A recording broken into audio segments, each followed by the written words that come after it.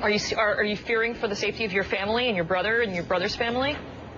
I have a lot of confidence in the police and the law enforcement in the area. I think everyone's on it now. I think this is important. We've had some officials in our state speak up very strongly. The Republican governor of my state, Bob McDonnell, our Attorney General, Ken Cuccinelli, who is part of the group that thinks this is unconstitutional but agrees very much that the posting of addresses and certainly any threat to property or family is way over the line.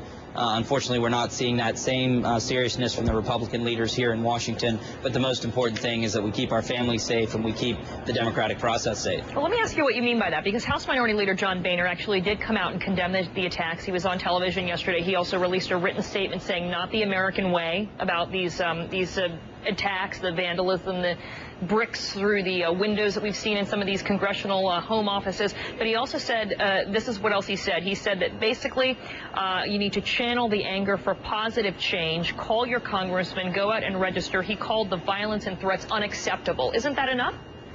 Actually, I thought his statement was fairly outrageous. What he was saying was, for those of you who are threatening people's children, we want you to channel that anger into the campaign. No, we want those people to go to jail. That's what I'm hearing from the Republicans in my district and in my state. They understand the difference between someone who's breaking the law and someone who's simply upset about policy. And for John Boehner to seem to conflate these two was really quite an outrageous statement. No, people who are doing these things that are clearly outside the law, as my very conservative Attorney General said, these people need to be prosecuted, not brought into the campaign room. Those who are simply upset about health care and have every right to do so, they need to be part of the political process in the same way that all of those who support health care do. So I think that many of the folks back home who've just been great, even some of my most ardent opponents, about calling this out, that doesn't seem to be reaching the folks up here in Washington. But let me ask you about this. Do you think that some of your fellow GOP congressmen here are inciting this violence?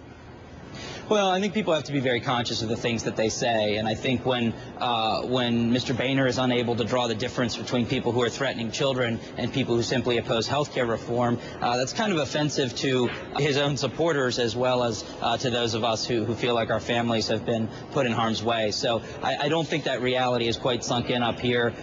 First and foremost, we should all be able to agree, whether you're a political leader or a TV personality or what have you, that simply saying this is absolutely unacceptable to ever harm or threaten to harm a member of their family. This isn't a partisan thing. This is just a basic American value, and I hope we'll get stronger and clearer statements up here of that to make sure that that signal is very clear.